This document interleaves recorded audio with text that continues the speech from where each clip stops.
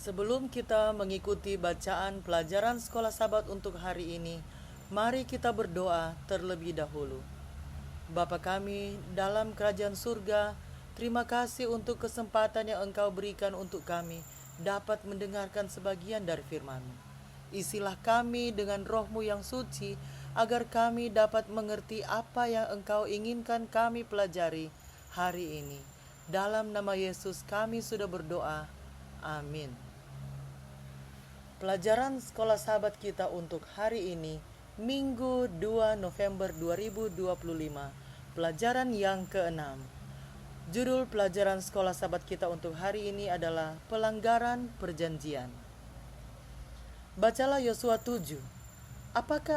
Apakah dua penyebab utama kekalahan Israel dari penduduk Ai? Saya baca dalam Yosua 7. Tetapi orang Israel berubah setia dengan mengambil barang-barang yang dikhususkan itu karena Akan bin Karmi bin Sabdi bin Zera dari suku Yehuda mengambil sesuatu dari barang-barang yang dikhususkan itu. Lalu bangkitlah murka Tuhan terhadap orang Israel.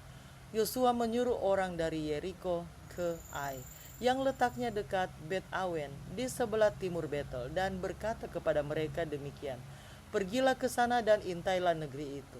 Maka pergilah orang-orang itu ke sana dan mengintai kota Ai.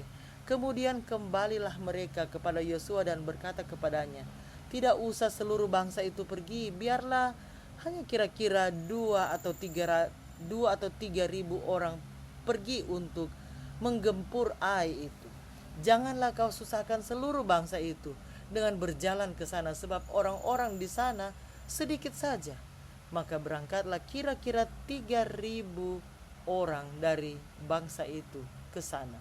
Tetapi mereka melarikan diri di depan orang-orang Ai, sebab orang-orang Ai menewaskan kira-kira 36 orang dari mereka. Orang-orang Israel itu dikejar dari depan pintu gerbang kota itu sampai ke Shebarim dan dipukul kalah di lereng. Lalu tawarlah hati bangsa itu amat sangat.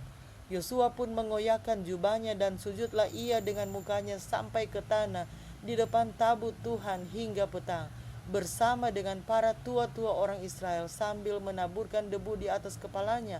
Dan berkatalah Yosua, Tuhanku Allah, mengapa engkau menyuruh bangsa ini menyeberangi sungai Yordan supaya kami diserahkan kepada orang Amori untuk dibinasakan?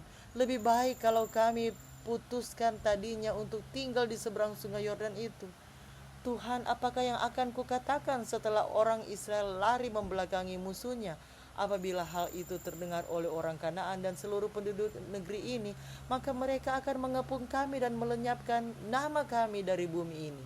Dan apakah yang akan kau lakukan untuk memulihkan namamu yang besar itu? Lalu berfirmanlah Tuhan kepada Yosua, bangunlah, mengapa engkau sujud demikian? Orang Israel telah berbuat dosa, mereka melanggar perjanjianku yang kuperintahkan kepada mereka.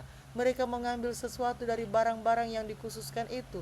Mereka mencurinya, mereka menyembunyikannya, dan mereka menaruhnya di antara barang-barangnya. Sebab itu orang Israel tidak dapat bertahan menghadapi musuhnya. Mereka membelakangi musuhnya, sebab mereka itu pun dikhususkan untuk ditumpas. Aku tidak akan menyertai kamu lagi jika barang-barang yang dikhususkan itu tidak kamu punahkan dari tengah-tengahmu. Bangunlah, kuduskanlah bangsa itu dan katakan, kuduskanlah dirimu untuk esok hari. Sebab demikianlah firman Tuhan Allah Israel, hai orang Israel, ada barang-barang yang dikhususkan di tengah-tengahmu, kamu tidak akan dapat bertahan menghadapi musuhmu sebelum barang-barang yang dikhususkan itu kamu jauhkan dari tengah-tengah kamu.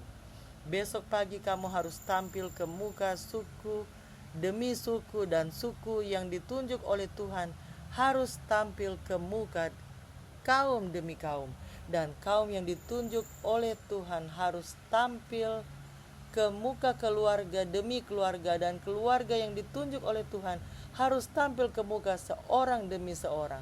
Dan siapa yang didapati menyimpan barang-barang yang dikhususkan itu akan dibakar dengan api, ia dan segala sesuatu yang ada padanya, sebab ia telah melanggar perjanjian Tuhan dan berbuat noda di antara orang Israel. Keesokan harinya bangunlah Yosua pagi-pagi, lalu menyuruh orang Israel tampil ke muka suku demi suku. Maka didapatilah suku Yehuda. Ketika disuruhnya tampil ke muka kaum Yehuda, maka didapatinya kaum Serah.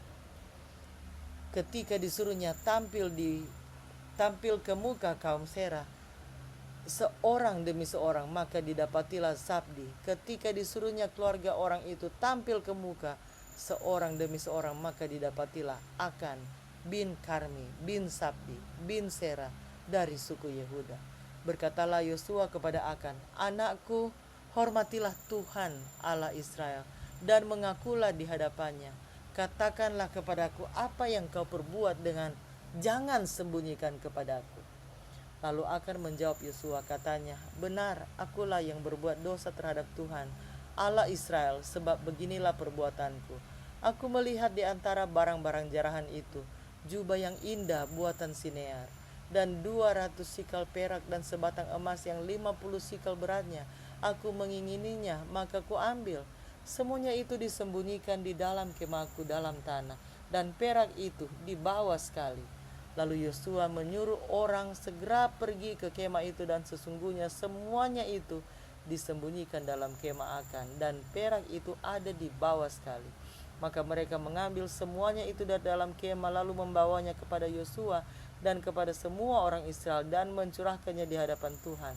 Kemudian Yosua beserta seluruh Israel mengambil Akan bin Serah dan perak, jubah dan emas sebatang itu, anak-anaknya yang laki-laki dan perempuan, lembunya, keledainya dan kambing dombanya, kemahnya dan segala kepunyaannya. Lalu semuanya itu dibawa ke lembah Akor. Berkatalah Yosua, seperti engkau mencelakakan kami, maka Tuhan pun mencelakakan engkau pada hari ini.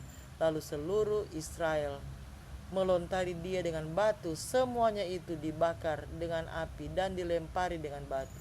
Sesudah itu didirikanlah di atasnya suatu timbunan batu yang besar, yang masih ada sampai sekarang.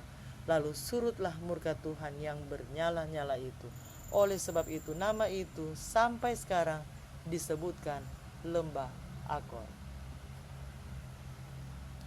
Sangat menarik untuk mengamati bahwa pembaca sudah mengetahui sejak awal alasan kemarahan Yahweh dan juga nama si pelanggar. Dengan demikian, ketegangan dari kisah pengungkapan pelanggaran akan disediakan oleh ketegangan antara perspektif pembaca dan perspektif Yosua serta bangsa Israel. Seperti banyak pasal-pasal lain dalam Perjanjian Lama, Yosua 7 memiliki struktur kiastik. Bagian tengah, segmen klimaks di dalamnya menjawab pertanyaan mengapa orang Israel tidak dapat menaklukkan Ai pada upaya pertama mereka. Ada dua alasan utama kekalahan Israel dari penduduk Ai: dosa Akan dan kepercayaan diri yang berlebihan dari orang Israel terhadap kekuatan mereka sendiri. Yang terakhir ini mengakibatkan mereka lalai untuk menanyakan kehendak Tuhan sebelum menyerang Ai dan meremehkan kekuatan musuh. Berdasarkan Yosua 7 ayat 1, 11-13, kita dapat melihat bahwa meskipun Akan bertanggung jawab atas tindakan pengkhianatan dengan melanggar larangan tersebut, seluruh bangsa bertanggung jawab dan menderita atas apa yang telah dilakukannya. Allah menggambarkan dosa Akan dengan secara bertahap, menunjukkan beratnya dosa tersebut melalui penggunaan kata bahkan atau juga secara kumulatif dalam ayat 11. Pertama, istilah yang paling umum untuk dosa digunakan, kata.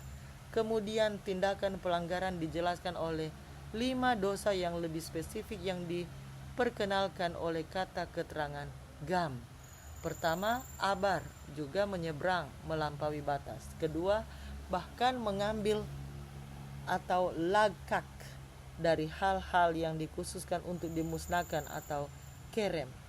Ketiga, juga mencuri atau ganap. Keempat, juga menipu atau kakas. Kelima, bahkan menaruh atau sim, kerem yang telah dicuri di antara barang-barang mereka. Perjanjian antara Yahweh dan Israel melibatkan umat pada tingkat individu dan korporat. Dalam terang perjanjian tersebut, Israel diperlakukan sebagai satu kesatuan yang tak terpisahkan dari bangsa pilihan Allah. Oleh karena itu, dosa satu atau bahkan beberapa anggotanya akan menimbulkan rasa bersalah bagi seluruh komunitas perjanjian. Seperti yang Tuhan katakan, Israel telah berdosa dan mereka telah melanggar perjanjianku yang kuperintahkan kepada mereka. Yosua 7 ayat 11. Apa sajakah cara-cara yang dapat membuat seluruh komunitas menderita dan telah menderita akibat tindakan buruk dari individu-individu di dalam komunitas tersebut? Contoh apakah yang dapat Anda pikirkan dan bagaimanakah dampaknya terhadap komunitas? Mari kita ikuti lanjutan lagu tadi sebelum saya tutup dalam doa.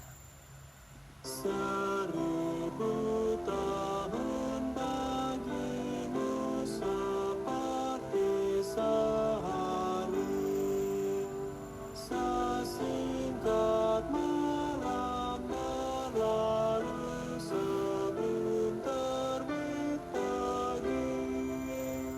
Oh Tuhan, perteduhanku, dambaan selalu. Engkaulah penuntun kami ke rumah abadi. Mari kita berdoa.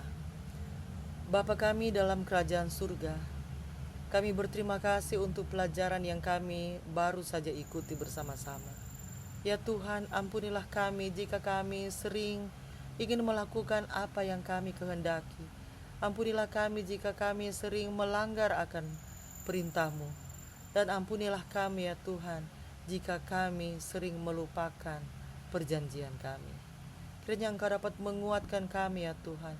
Mampukan kami untuk sadar akan kesalahan kami jika kami telah berbuat kesalahan. Dan tuntunlah kami dengan Roh-Mu yang suci ya Tuhan, agar kami walaupun kami jatuh, kami dapat kembali kepadamu. Karena kami tahu Engkau selalu mengasihi kami dan selalu akan menerima kami. Terima kasih ya Tuhan untuk pelajaran hari ini. Terima kasih untuk kasih-Mu. Terima kasih untuk Roh Suci yang dapat selalu mengingatkan kami. Di dalam nama Yesus kami sudah berdoa. Amin. Demikianlah pelajaran sekolah sahabat kita untuk hari ini. Sampai bertemu di pelajaran sekolah sahabat selanjutnya. Tuhan memberkati.